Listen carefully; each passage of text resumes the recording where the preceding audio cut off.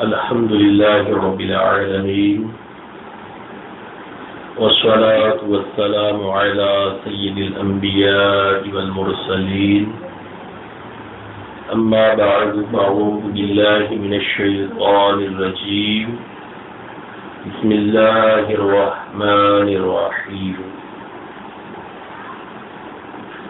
قال الله تبارك وتعالى في شان حبيبه إن الله وملائكته يصلون على النبي يا أيها الذين آمنوا صلوا عليه وسلموا تسليما الصلاة والسلام عليك يا رسول الله وعلى آلك وأصحابك يا حبيب الله الصلاة والسلام عليك يا نبي الله وعلى آلك وأصحابك يا نور الله.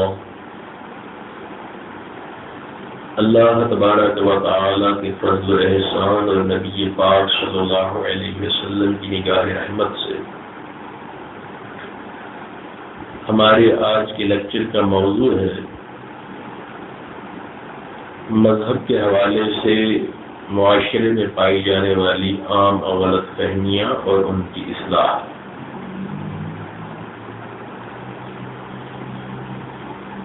یوں تو بہت ساری خرابیاں ہمارے معاشرے میں مذہب کے نام پہ رائج ہو چکی ہیں. ہم کوشش کرتے ہیں کہ جو اہم چیزیں ہیں ان کو زیر بحث لائیں اور ان کے حوالے سے غلط فہمیوں کا خاتمہ کریں.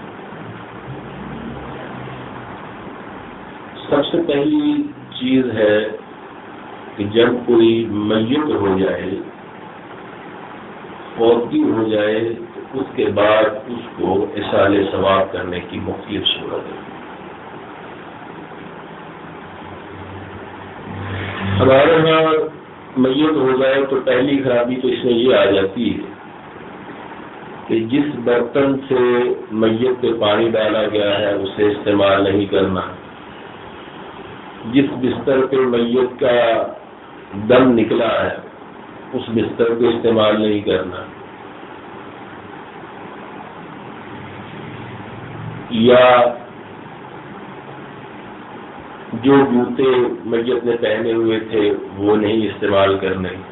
تو یہ سرے سے ہی جہالت کی بات ہے. ان چیزوں کو استعمال کرنے میں قطعاً کوئی حرج نہیں ہے. پھر جنازے کے ساتھ بہت سارے لوگ ہیں کہ وہ کوئی گڑ بھیجتا ہے، کوئی نمک بھیجتا ہے. تو یہ کھانے پینے کی اس طرح کی کوئی بھی چیز جنازے کے ساتھ بھیجنا سرے سے ہی غلط ہے، جہالت کی بات ہے. بعض لوگ جنازے کے نیچے بچھانے کے لیے چٹائی بھیجتے ہیں کھجور کے پتوں کی. یہ بھی فضول ہے، شریعت میں اس کی کوئی اصل نہیں ہے.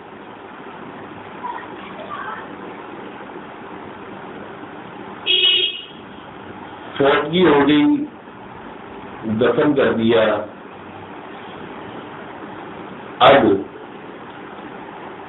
اصال ثواب کے لیے یا کھانے کے حوالے سے عام طور پہ جس گھر میں فوتگی ہوئی ہوتی ہے وہ خود کھانا نہیں پکاتے، ان کے کوئی قریبی عزیز کھانے کا اہتمام کرتے. تو جو کھانا میت کے گھر والوں کے لیے بنایا جاتا ہے اس کا حکم یہ ہے کہ جو لوگ تو دور سے آئے ہیں وہ تو کھا سکتے ہیں، لیکن جو لوگ مقامی ہیں انہیں چاہیے کہ وہ اس کھانے کو نہ کھائیں. کہ فوتگی ہونا کی دعوت کا مقام نہیں ہے. جو دور سے آئے ہیں جن کے کھانے کا نزدیک کوئی انتظام نہیں وہ بالکل کھا سکتے. اور اس میں بھی خیال یہ رہے کہ میت کے مال سے نہ پکایا گیا ہو. عام طور پہ خیر لوگ میت کے مال سے پکاتے بھی نہیں، عموماً میت کے کوئی قریبی رشتہ دار آ کر تو کھانا بناتے ہیں. سنت بھی یہی ہے کہ میت کے کوئی قریبی رشتہ دار جو ہے وہ کھانا میت کے گھر میں 3 دن تک بیچے. اور یہ کھانا میت کے گھر والوں کے لیے یا وہ لوگ جو دور سے آئے ہیں ان کے لیے ہو. مقامی لوگوں کے لیے دعوت کا کوئی جواز یا کوئی طریقہ سنت سے ثابت نہیں. ہمارے یہاں میت کے سالے سواب کے لیے کل خوانی، کہیں سوئم، کہیں چہلم، کہیں ساتہ، دسواں، مختلف تہوار آئے ہیں. اور اس میں عام طور پہ یہ سمجھا جاتا ہے کہ جی کہ پھل لے آئیں گے، کوئی دانے ہوں گے، تو کوئی اس پہ پھر مقدس کلام پڑھنے کے بعد کلمہ طیبہ پڑھ لیں، قل هو اللہ شریف پڑھ لیں، سورہ یاسین شریف پڑھ لیں، سپارے پڑھ لیں، لا الہ الا انت سبحانک انی کنت من الظالمین پڑھ لیں. پڑھنے کے بعد میں ختم شریف پڑھا جائے گا اور حاضرین میں تقسیم کر دیا جائے گا. یاد رکھیے یہ کل ہو، سوئم ہو، ساتہ ہو، دسواں ہو، چہلم ہو، 15 روز کا ختم ہو، جمعرات کا ختم ہو، سالانہ ختم ہو، ششماہی ختم ہو، یہ جتنے بھی ختم ہیں یہ سارے کے سارے احسان ثواب کی صورتیں ہیں. اور احسان ثواب میں کوئی قید نہیں ہے کہ وہ چروں پر ہو یا وہ پھل پر ہی ہو یا وہ چاولوں پر ہی ہو یا وہ روٹیوں پر ہی ہو، کوئی قید نہیں. چلوں کا جو سلسلہ ہے وہ عام طور پہ اس لیے رواج پکڑ گیا کہ حدیث پاک کے مطابق 1.25 لاکھ مرتبہ کلمہ شریف پڑھنا یہ کسی بھی گناہ گار کی بخشش کے لیے کافی ہوتا. عموماً 12 کلو چنے جو بھنے ہوئے ہوں اگر ان کی تعداد گنی جائے تو کم و بیش 1.25 لاکھ ہی ہوتی ہے. اس لیے ایک رواج پڑ گیا کہ چنوں پر پڑھائی کرنے کا، وغیرہ چنے کوئی ضروری نہیں. ختم شریف پڑھنے کے لیے، نیاز لگانے کے لیے، فاتحہ پڑھنے کے لیے کوئی مخصوص کھانا قطعاً ضروری نہیں. سادہ پانی پر بھی ہو سکتا ہے، ہر پاک اور طیب چیز پر بھی ختم ہو سکتا ہے، کوئی بھی ہو، کوئی ممانعت نہیں. اچھا، اور ایسا کرنا کیا فرض ہے؟ نہیں. واجب ہے؟ نہیں. سنت ہے؟ نہیں. کیا ہے؟ مستحب. باعث ثواب ہے کہ آپ کل خانی کا ختم کروائیں، چہلم کا ختم کروائیں، سالانہ ختم کروائیں، باعث ثواب. اگر کوئی نہ کروائے قطعاً کوئی گناہ نہیں. کوئی نہیں کرواتا کوئی گناہ نہیں، سوئم نہیں کرواتا کوئی گناہ نہیں. ہاں، نہ کروانا اور چیز ہے، اور ان کاموں کو جو شریعت کے اندر مستحب ہے باعث ثواب، کوئی ان کو حرام سمجھے یا ان پر تنقید کرے وہ غلط ہے. یہ احسان ثواب کے کام ہے.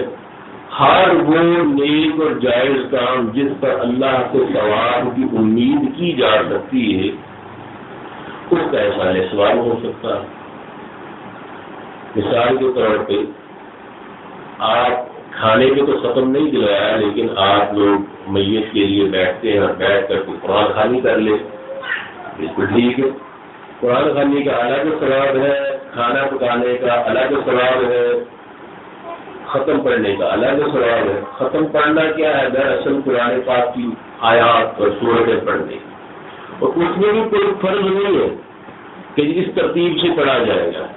جیسے قرآن یاد ہے آپ ویسے پڑھ لیں، وہی ٹھیک ہے. کوئی قید نہیں تھی یہ والی سورت پڑھنی تو وہ والی نہیں پڑھنی، اس طرح سے پڑھنا ہے تو اس طرح سے نہیں، کوئی قید ہے ہی نہیں. جتنا قرآن آسانی سے پڑھ سکتے ہیں، جو درود پاک آسانی سے پڑھ سکتے ہیں پڑھیں، بالکل ٹھیک ہے. نہ اس میں کھانے کی کوئی قید ہے اور نہ اس میں پڑھنے کی کوئی قید ہے. آپ قرآن پڑھ سکتے ہیں، آیت کریمہ پڑھ سکتے ہیں، کلمہ طیبہ پڑھ سکتے ہیں، سورتیں پڑھ سکتے ہیں، سبحان اللہ، الحمدللہ، اللہ اکبر، تسبیح کر سکتے ہیں. ہر وہ نیک اور جائز کام جس کا ثواب ملتا ہے وہ کیا جا سکتا ہے۔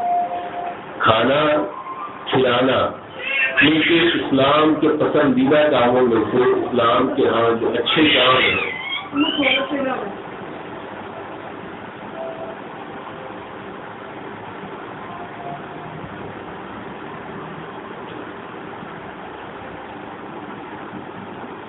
اسلام کے اچھے کاموں میں سے ایک کام یہ بھی ہے کہ لوگوں کو کھانا کھلایا جائے۔ اس حوالے سے ختم میں عام طور پر کھانے کا اہتمام ہوتا ہے، یا چلو لوگ آئے ہیں ہمارے فوت ہونے والے کے لیے دعائے خیر کر رہے ہیں، یہ اس کے لیے اچھا کام کر رہے ہیں تو ہم چلو ان کو بھی کھانا کھلا دیں، بھی پھل کھلا دیں، ہم ان کا بھلا کر رہے ہیں۔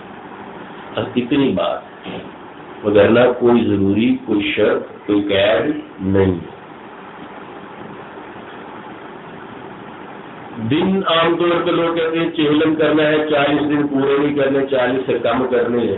شریعت کے اندر اس طرح کی کوئی بات نہیں۔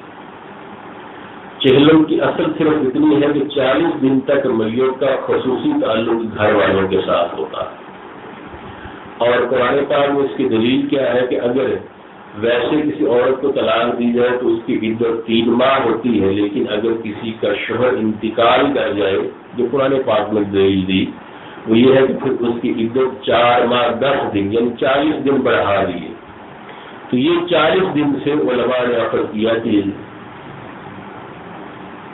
یہ چہلم کا ختم ہو، چہلم کی تقریب سال ثواب کی، تو 40 دن ہی پورے ہونے چاہیے، کوئی ضروری نہیں۔ 40 سے کوئی 1 دن اوپر ہو جائے، 2-4 نیچے ہو جائے، کچھ فرق نہیں پڑتا۔ یہ صرف مستحب کام ہے، جو کرے گا ثواب ہے، جو نہیں کرے گا کوئی گناہ نہیں ہے۔ ہمارے ہاں خواتین میں، اچھا اس سے پہلے کہ آگے چلے ہم یہ سمجھ لیں کہ یہ سال ثواب کی صورت ہے تو کیا میت پر ثواب پہنچتا ہے؟ نبی پاک صلی اللہ علیہ وسلم کی خدمت میں حضرت سعد رضی اللہ تعالیٰ عنہ حاضر ہوئے، اور یہ یا رسول اللہ صلی اللہ علیہ وسلم میری والدہ انتقال کر گئی ہے، اور مجھے یقین ہے کہ اگر وہ زندہ ہوتی تو وہ ضرور صدقہ و خیرات کرتی، تو کیا میں ان کی طرف سے صدقہ کروں؟ نبی پاک صلی اللہ علیہ وسلم نے فرمایا ہاں۔ اب وہ کہنے لگے یا رسول اللہ صلی اللہ علیہ وسلم کون سا صدقہ ان کے لیے بہتر ہے؟ تو نبی پاک صلی اللہ علیہ وسلم نے فرمایا پانی۔ اس زمانے میں مسلمانوں کو پانی کی بڑی قلت تھی، تو پھر سعد رضی اللہ تعالیٰ عنہ نے ایک کنواں کھدوایا، جب اس کا پانی نکل آیا، کنواں تیار ہو گیا، تو آپ نے کہا یہ سعد کی ماں کے لیے، ہاذا لأم سعد، یہ سعد کی ماں کے لیے۔ کیا مطلب کہ پانی لوگ پئیں گے لیکن اس کا ثواب سعد کی والدہ کو جائے گا۔ تو پتہ چلا کہ کوئی بھی نیکی کی جائے اس کا ثواب باہر صورت پہنچتا ہے۔ وہ نوافل پڑھ کر بھی ہو سکتی ہے، وہ قرآن خوانی، وہ نعت خوانی، وہ ذکر و درود کی کوئی محفل بھی ہو سکتی ہے۔ ہمارے یہاں خواتین میں حضرت بی بی فاطمہ کا معجزہ، 7 بیویوں کی کہانیاں، یہ بھی بڑی مشہور ہیں۔ پہلی بات تو معجزے کے حوالے سے سمجھ لیں کہ معجزہ صرف نبی کا ہوتا ہے، نبی کے علاوہ جو ولی ہے ان کا معجزہ نہیں ہوتا۔ تو بی بی فاطمہ کا معجزہ کہنا ہی غلط ہے، معجزہ صرف نبی کا ہو سکتا ہے۔ سیدہ فاطمہ رضی اللہ تعالی عنہا کی کرامت تو ہو سکتی ہے، معجزہ نہیں۔ دوسری بات یہ کہ اس طرح کے جو معجزات لکھے گئے ہوتے ہیں ان کے اندر جو کہانی لکھی ہوتی ہے ان کی کوئی اصل نہیں، کوئی ثبوت نہیں اس کا، وہ لکھنے والے کی اپنے ذہن کی اختراع ہے، یا اس نے کہاں سے سوچا ہے، اس کی کوئی دلیل شرعی لحاظ سے ثابت نہیں۔ تو معجزہ کے 7 بیویوں کی کہانیاں، ان کی تو کوئی اصل نہیں۔ ہاں اگر کسی کو یہ کام کرنے ہیں تو وہ قرآن خوانی کا اہتمام کروا لے، ذکر و درود کی مجلس کا اہتمام کروا لے،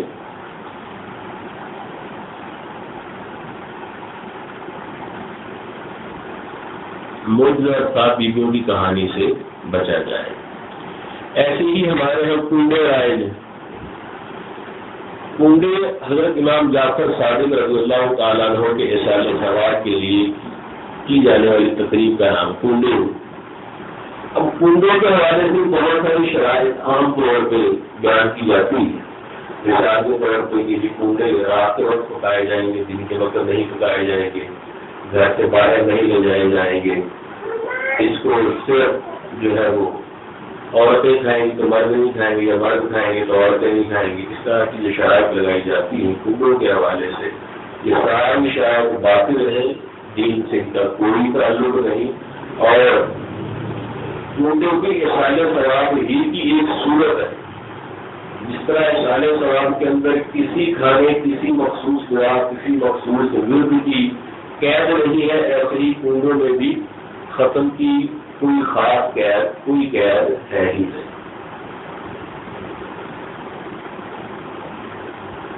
ایسے ہی ہمارے یہاں 11ویں شریف لگائی جاتی ہے۔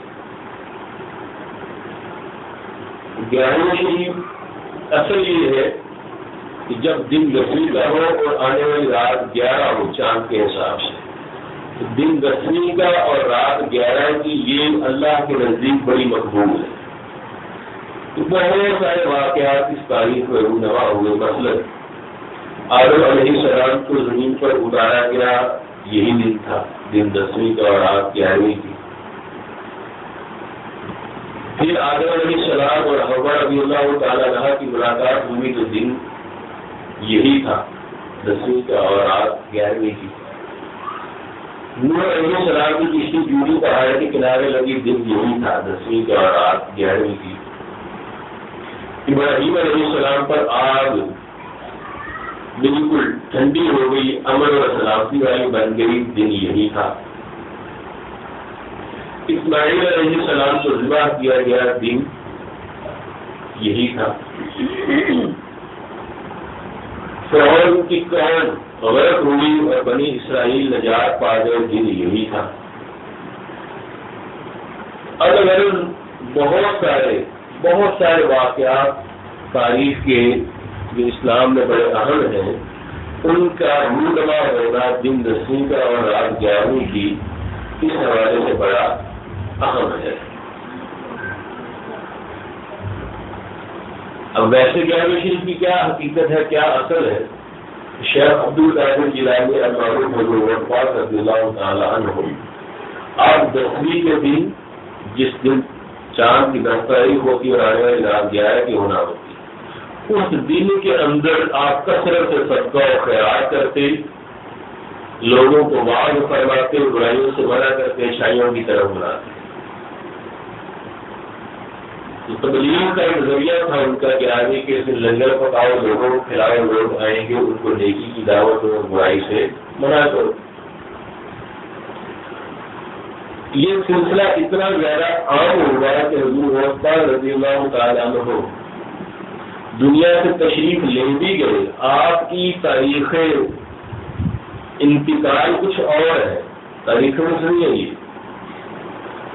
لیکن آپ کے عقیدت مندوں نے آپ کے بعد بھی 11ویں شریف کا سلسلہ جاری و ساری رکھا۔ اس میں بھی اصول وہی ہے کہ کوئی قید نہیں، مستحب کام ہے، کوئی کرتا ہے تو خراب ہے، مثال پر نہ کرے کوئی گناہ ہے۔ کیا کرتے ہیں 11ویں شریف کا ختم دلانا ہے جی، کھانا ہمارے سامنے آ جاتا ہے، قرآن پڑھتے ہیں، ذکر کرتے ہیں، درود پڑھتے ہیں، پھر میں اپنے بندوں کی کفالت کے لیے کافروں کی دعائیں کرتے ہیں، اور یہ کھانا ہے جس کو امیر غریب سبھی کھا سکتے۔ تو 11ویں شریف 11 تاریخ کو ہی ہو کوئی ضروری نہیں، کسی بھی مہینے کی کسی بھی تاریخ کو اصالہ ثواب کا ختم دلایا جا سکتا ہے۔ تو ختم ہو، کل ہو، چہلم، معجزہ، 7 بیویوں کی کہانیاں، کنڈے، 11ویں وغیرہ، یہ ساری تقریبات دراصل اصالہ ثواب کی مختلف صورتیں ہیں، اور ان کے اندر کوئی قید نہیں ہے، اس طرح سے کرنا تو اس طرح سے نہیں، اس طرح کرنا تو اس طرح نہیں۔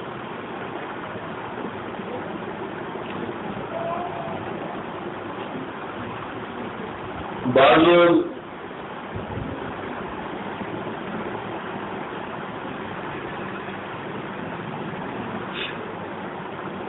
یا بعض خاندانوں میں کل کے موقع پر یا چہلم کے موقع پر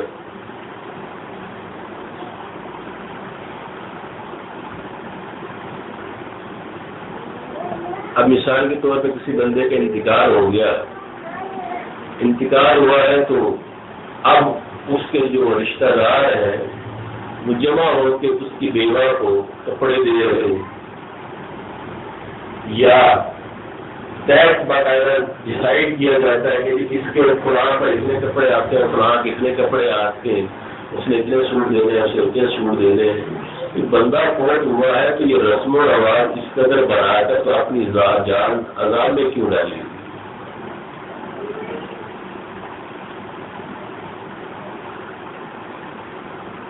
تو خیر ایسے ہی عرس ہے، عرس کا مطلب ہوتا ہے،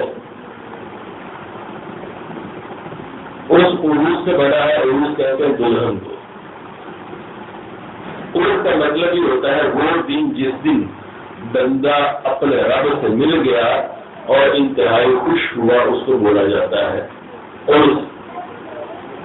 اور یہ کہ آپ رحمہ اللہ دنیا سے جاتے ہیں چونکہ ان کا معاملہ عام گناہگار انسانوں جیسا نہیں، یہ وہ مومنین ہوتے ہیں جن کے لیے اللہ فرماتا ہے کہ الموت تحفۃ المؤمن، مومن کے لیے موت تحفہ، اور جو اپنے رب سے ملاقات کا شوق رکھتے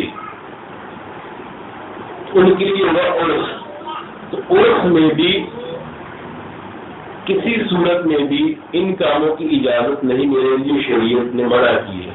گانا بجانا، ڈھول اور مختلف طرح کے نشے، تو مزارات کے اوپر ہونے والی خرافات کا اکثریت جو منع ہے، یہ سارے کے سارے بڑی آسانی سے ختم ہو سکتی ہے اگر حکومت یا مسلمانوں کا کوئی گروہ اس سے سختی سے عمل کروائے کہ مزارات کے اوپر ہونے والی اس طرح کی بے ہودہ کاموں کو مستقل طور پہ ہمیں ختم کرنا ہے۔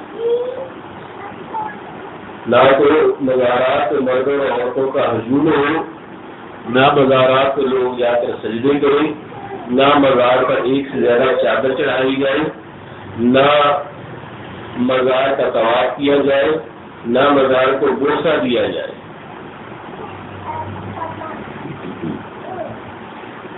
وہاں پہ جو مجاور بن کر بیٹھے ہیں، نماز روزے کی قتل کروا نہیں اور وہ مجاور بن کے بیٹھے ہیں، تو ایسے لوگ صراحتاً دین کے احکام کے خلاف ہیں۔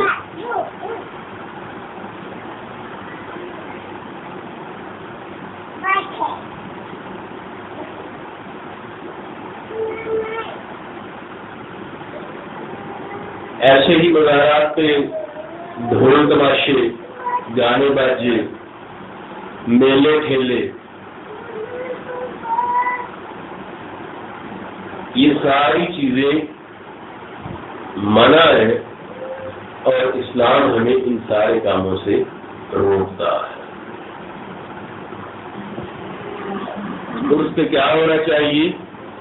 آپ صاحب مزار کی قبر پہ جائیں، سکون اور اطمینان کے ساتھ جتنا اس کے لیے سال ثواب ہو سکتا ہے کریں، زبانی پڑھ کر، قرآن پاک پڑھ کے، کسی فقیر کا بھلا کر کے، کسی یتیم بچے کی فیس ادا کر کے، کسی غریب خاتون کے، کسی غریب خاتون کی ضرورت کو پوری کر کے، کسی مریض کو دوائی دلا کر،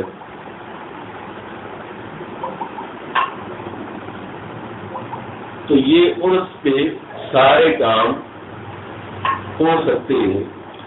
ہمیں چاہیے کہ ہم لوگوں کے سامنے عرس کی صحیح حقیقت رکھیں اور متنفر کرنے والے کاموں سے اور لوگوں کو دور رکھیں۔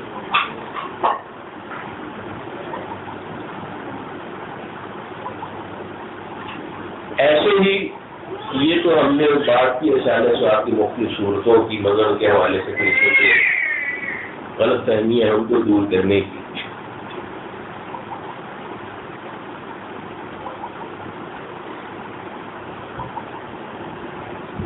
انہی میں سے ایک خرابی یہ بھی ہے کہ بعض لوگ سمجھتے ہیں کہ عورتیں ختم نہیں پڑھ سکتی.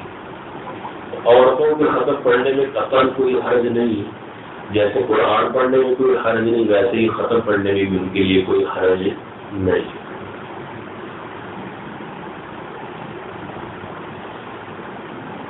بعض لوگ منتیں مانگتے ہیں اور یہ اللہ کے حوالے سے. اس کا صحیح مطلب یہ ہے کہ یہ مثالی طور پہ کوئی یہ کہتا ہے کہ اگر میرے بیٹے کو روزگار مل گیا معقول تو میں داتا صاحب رحمۃ اللہ تعالی پر دے دوں گی.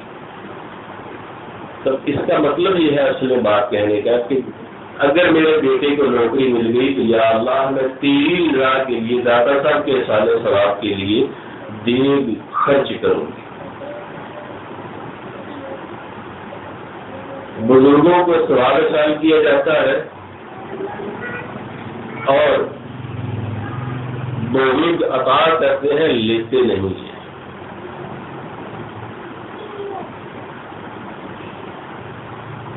یہ تو تھی ہماری اشعار ثواب کے حوالے سے معاشرے میں پائی جانے والی عام غلط فہمیاں. اب کچھ مزید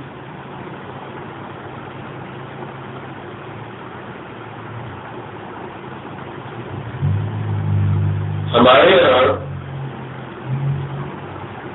رائے یہ ہے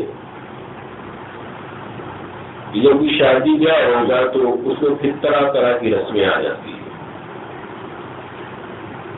مثال کے طور پہ بعض برادریوں اور خاندانوں میں نیوندرا ڈالنے کا رواج ہے. اب یہ نیوندرا کیا ہے؟ اصل میں تو اس کی اصل یہ تھی کہ بزرگوں نے شروع اس لیے کیا تاکہ جس گھر میں شادی ہے اس گھر والوں کی کچھ امداد ہو جائے. اس کی برادری کو سارے لوگ تھوڑا تھوڑا کنٹریبیوٹ کریں، حصہ لیں، سارے تھوڑے تھوڑے پیسے دیں گے تو اس کا کچھ معقول سلسلہ بن جائے گا اور وہ نسبتاً آسانی سے شادی کی ذمہ داری کا نبھا لے گا. لیکن اس میں جو نیوندرا یا سلامی کا تصور ہے اس کی حیثیت محسوس کی ہے، اس کی حیثیت کرم کی نہیں ہے. اس کی حیثیت صرف تحفے کی ہے. جب تحفے کی حیثیت ہے تو پھر اس کو لکھنا اور لکھنے کے بعد پھر جب دوسرے گھر کی باری آئی تو یہ مطالبہ کیا جانا کہ ہم نے 500 دیا تھا تو ہم کو 600 دیا جاتا، 700 1000 دیا جاتا، یا ہم نے جو ہے وہ 1000 روپیہ دیا تھا تو ہمیں بھی 1000 روپیہ ملتا. تو یہ اصل رقم سے جو بڑھا کے رقم لینے والی بات ہے اس کو کسی بھی طریقے سے شریعت کے اندر اچھا نہیں سمجھا جاتا. یہ قرض نہیں ہے، یہ تحفہ دیا بھول گئے. یہ نہیں کہ اس کو قرض سمجھ لیا کہ ہم نے دوسرے پیسے دیے ہو تو ہمیں اتنے بڑھا کر کیوں نہیں دیے گئے.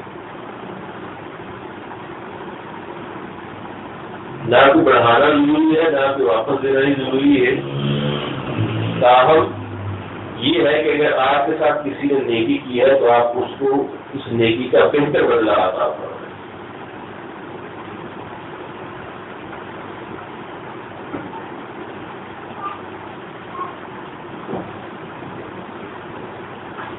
ہمارے یہاں خاندانوں میں اس سے بہت دفعہ جھگڑے ہو جاتے ہیں، لڑائیاں ہو جاتی ہیں کہ میں نے اتنا دیا تھا مجھے اتنا نہیں ملا، سود دیا تھا سود نہیں ملا، میں نے اتنے پیسے دیے تھے ملا نہیں.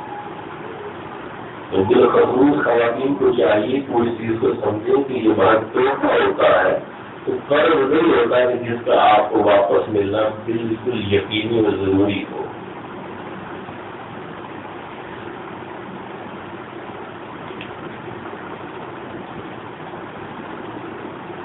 اس لیے اس طرح کے جو تحفے دیے ہوئے آپ نے ان پہ جھگڑنا، شکایت کرنا، ایک دوسرے کو تانا نہیں کرنا قطعاً درست نہیں.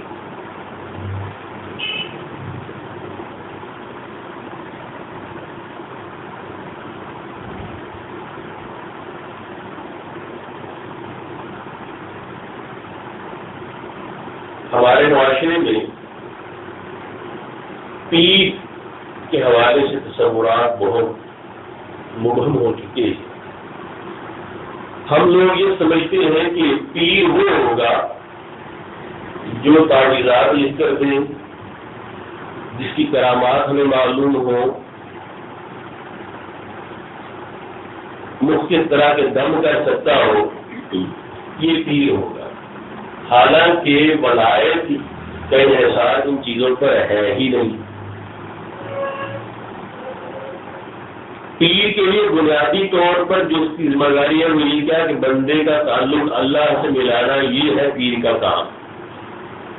اپنی تربیت کے ذریعے بندوں کو اللہ کی بارگاہ میں جھکا دے،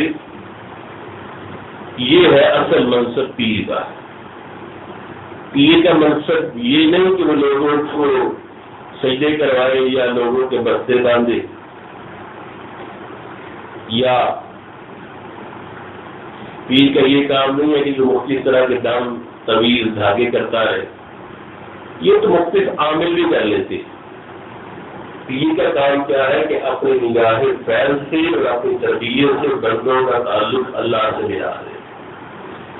اور یہ بھی کوئی ضروری نہیں ہے کہ ہر بندے کا پیر ہوگا ہی تو اس کی بخشش ہوگی، نہیں، ایسا بھی نہیں ہے.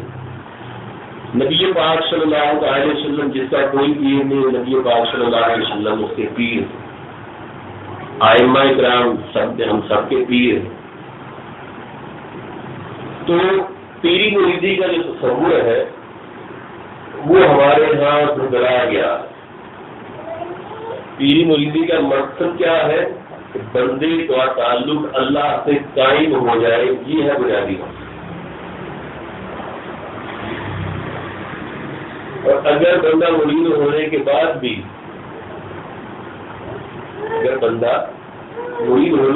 بھی وہی معمول کی ہی زندگی کے کام کرتا رہے اور پیر بھی اس کو کوئی توجہ نہ کر کے تو اس کو اللہ کے کاموں کی طرف نہ لگائے، اس کا مطلب تو یہ ہوا کہ اس نے اپنے مرید ہونے سے اپنے پیر کی برکت حاصل ہی نہیں کی.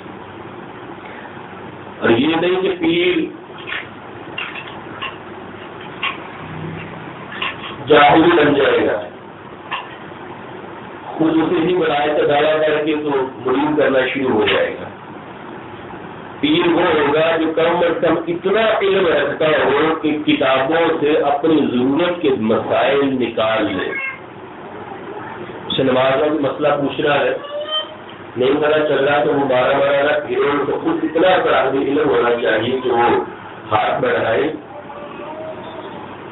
اور کتاب میں جہاں پہ وہ مسئلہ درج ہے وہ فوراً کھولے اور کھول کر جو اصل حکم ہے وہ لوگوں کو سنا دے. مطلب کیا ہے کہ اپنے بنیادی مسائل کتابوں سے خود نکال سکتا ہو، یہ پہلی شرط ہے پیر کی.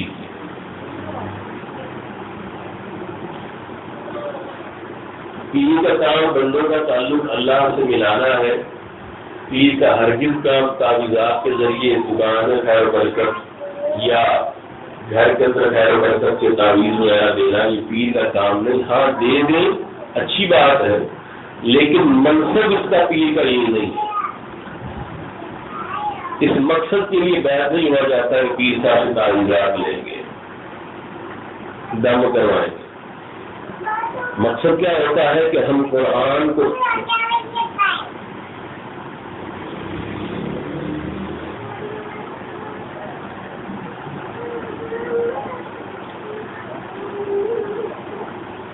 ہمیں اللہ تبارک و تعالیٰ کی بارگاہ میں پہنچنے تک بہت ساری رکاوٹیں حائل ہیں.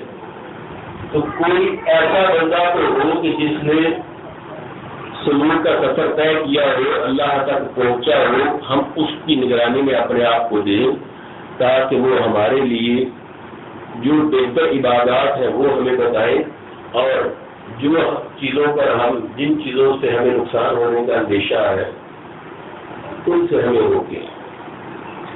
اپنے عمل کے ذریعے ہمیں سنتوں کا آئینہ دار بنائیں.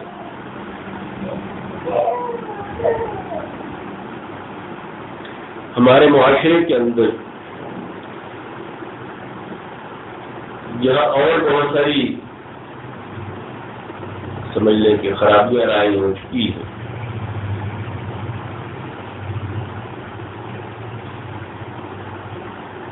ان میں سے ایک خرابی یہ بھی ہے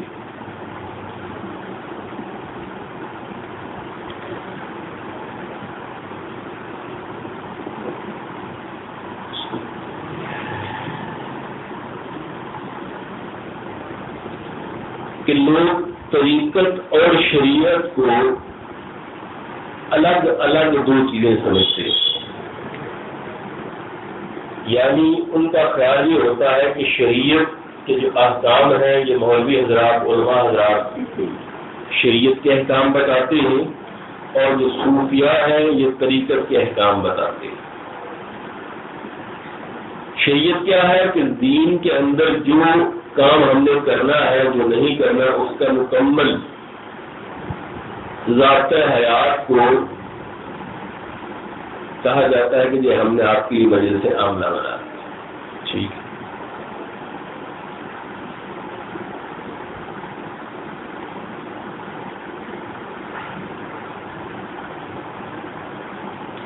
اور طریقت کیا ہے؟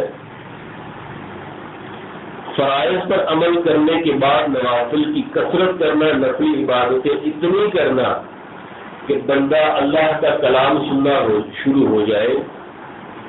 یہ کیا ہے؟ طریقت ہے. تو شریعت اور طریقت الگ الگ نہیں بلکہ یہ ایک ہی بات کے، ایک ہی سکے کے دو رخ ہیں اور ایک ہی بات کے دو پہلو.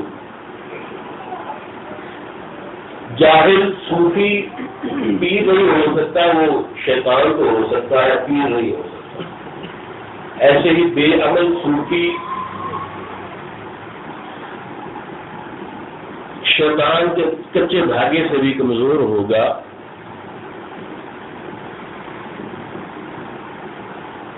اس حوالے سے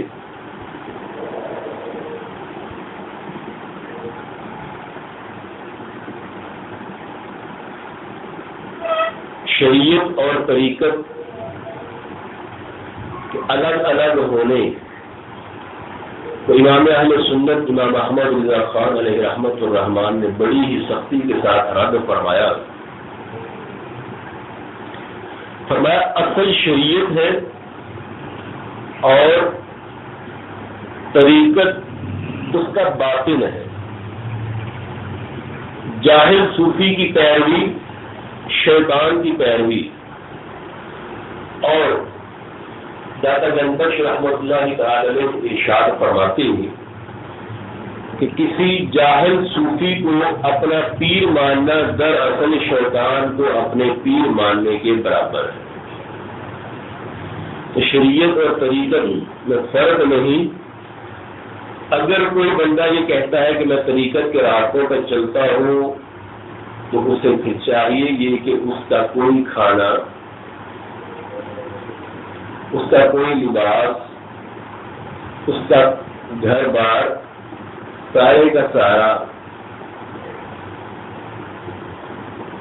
اس انداز میں ڈھل جائے کہ وہ نبی پاک صلی اللہ تعالی علیہ وسلم کی سنت بن جائے. ہمارے یہاں جو رائے مختلف طبقات صوفیہ ہیں، تصوف کے سلسلے ہیں، قادری، چشتی، سہروردی، نقش بندی. سب سے زیادہ تعداد قادریوں کی ہے، پھر نقش بندی، پھر سہروردی، پھر چشتی.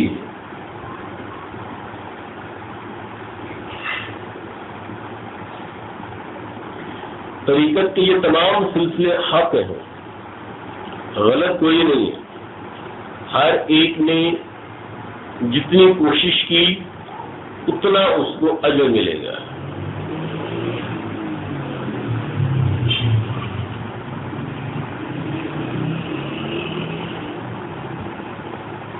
اسلام کی اصل کے مطابق صوفی اور علماء، صوفی اور عالم کے درمیان کوئی لڑائی نہیں، کوئی جھگڑا نہیں. یہ نہیں کہ جی بہت سارے لوگ ایسے ہوتے ہیں کہتے ہیں کہ یہ علماء کرام کے نزدیک جائز ہے، صوفیہ کرام کے نزدیک جائز نہیں ہے، یا بعض کا اس کے الٹ کہہ دیتے ہیں۔ تو جو علماء کے نزدیک جائز ہے وہی صوفیہ کے نزدیک جائز ہے، جو صوفیہ کے دلوں پہ گراں گزرتا ہے وہی انبیاء کے دلوں پر بھی گراں گزرتا ہے۔ شریعت اور طریقت الگ الگ نہیں بلکہ ایک ہی سکے کے دو رخ ہیں، دونوں ایک دوسرے کا ساتھی ہیں۔ اب شریعت اور طریقت کی بات ہو رہی ہے تو کسی عورت کا اپنے پیر کے ہاتھ میں ہاتھ دے کر بیعت ہونا حرام ہے۔ پیر اور مریدنی کا بھی ویسے ہی پردہ ہے جیسے کسی مرد اور عورت جو اجنبی ہے ان کا آپس میں پردہ ہے۔ پیر کے سامنے بھی بے حجاب بے پردہ آنے کی اجازت قطعاً نہیں ہے۔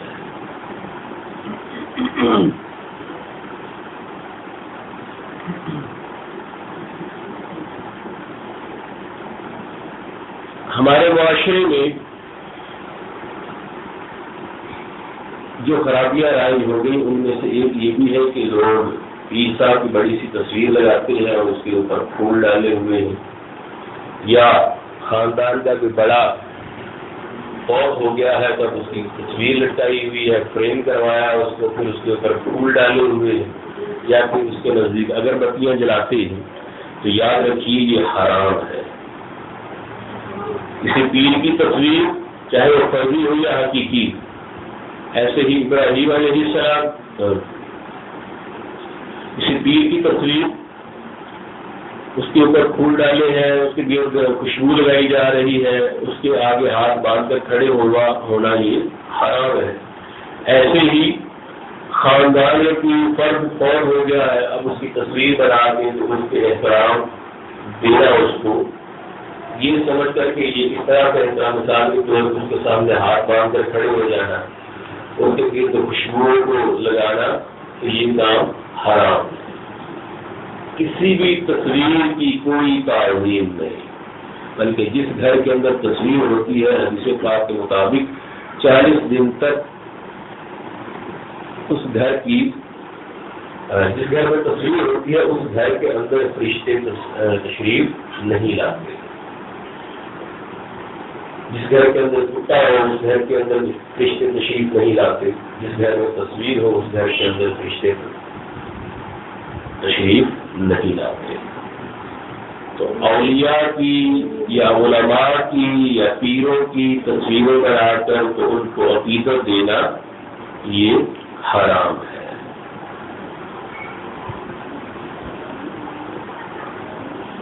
ہمارے معاشرے میں ایک اور جو برائی رائج ہو گئی وہ آج کل کے زمانے میں میوزک پہ نعت خوانی، تلاوت قرآن کرنے کی برائی ہے۔ نبی پاک صلی اللہ علیہ وسلم نے آلات موسیقی توڑنے کا حکم دیا۔ میوزک کے جتنے بھی آلات ہیں ان کو توڑنے کا حکم ہے، نہ کہ ان کو اپنایا جائے، اور یہ بات بہت سخت ہے کہ تلاوت قرآن یا نعت خوانی میوزک کے ساتھ کی جائے۔ تلاوت ہو یا نعت خوانی ہو، میوزک کا قطعاً عمل دخل نہیں ہونا چاہیے۔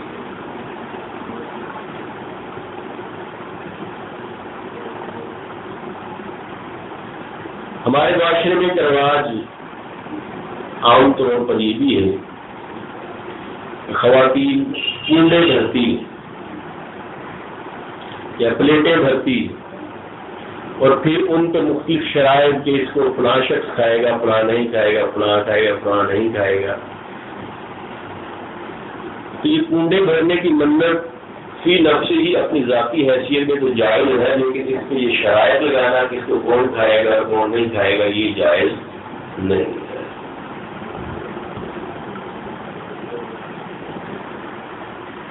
مردوں کا سونے کی انگوٹھی پہننا، گلے میں سونے کی لاکٹ پہننا، چین ڈالنا یا سونے کی گھڑی پہننا حرام۔ مردوں کے لیے صرف ایک چاندی کی انگوٹھی جس کا وزن 4.5 ماشے وزن سے کم ہو اور وہ ایک نگینے والی، یہ پہننا جائز ہے۔ اس کے علاوہ مردوں کے لیے کسی دھار کا کوئی زیور پہننا جائز نہیں۔ عام طور پہ شادی کے موقع پر لڑکی والے لڑکے کو سونے کی انگوٹھی پہنا دیتے ہیں، سونے کی انگوٹھی پہنانا حرام ہے، مرد کے لیے پہننا حرام، عورتوں کا اس کو پہنانا حرام۔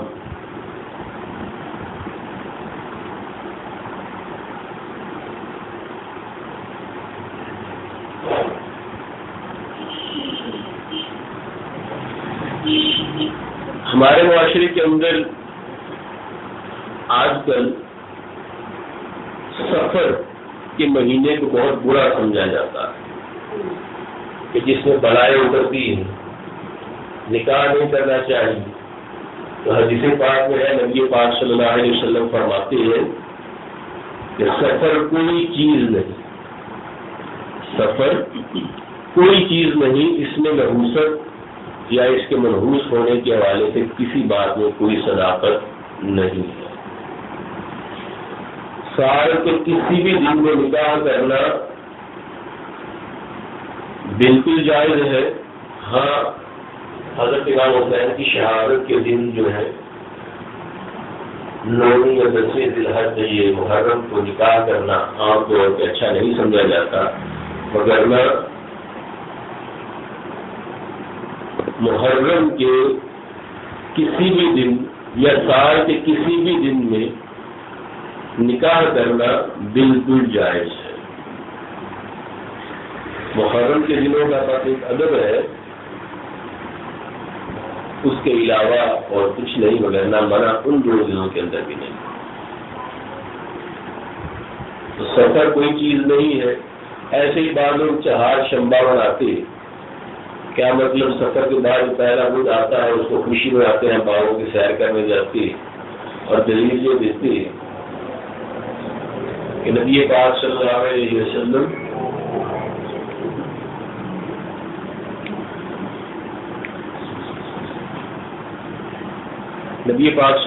وسلم اس دن کو صحت یاب ہوئے تھے۔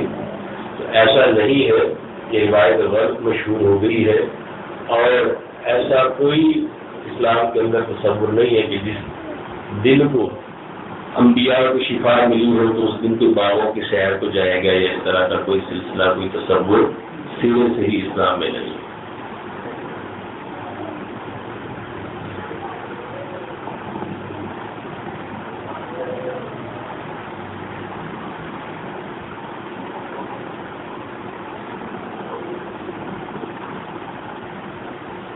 ہمارے معاشرے کے اندر کالی بلی راستہ کاٹ جائے، 13 کا نمبر آ جائے، شیشہ ٹوٹ جائے، اس کو محفوظ سمجھا جاتا ہے، حالانکہ اس بات کی کوئی حقیقت نہیں۔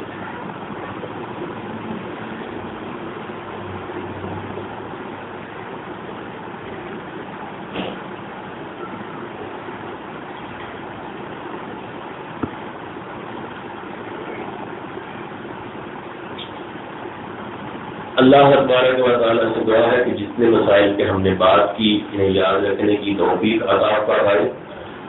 3 دن ہمارا یہی ٹاپک رہے گا کہ معاشرے کے اندر مذہب کے حوالے سے پائی جانے والی عام غلط فہمیاں اور ان کی اصلاح۔ آپ کے ذہن میں کسی طرح کے کوئی سوال ہو تو آپ دے سکتے ہیں۔ کل ہم انشاءاللہ اس موضوع کے مزید تفصیل سے بات کریں گے۔ ہمارے بسم اللہ الرحمن الرحیم، اللهم صل وسلم وبارک علی سیدنا و مولانا محمد معدن الجود والکرم وآلہ وصحبہ وبارک وسلم۔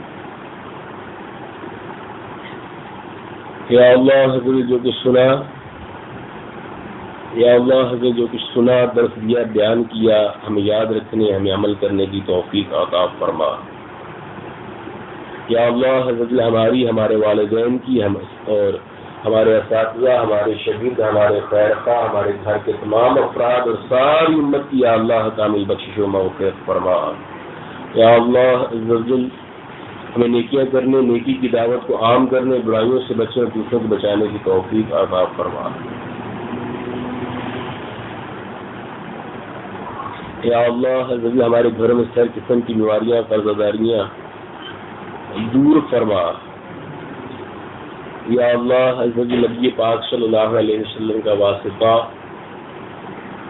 ہمیں ایمان و عافیت کے ساتھ پاک مدینے میں شہادت کی موت نصیب فرما۔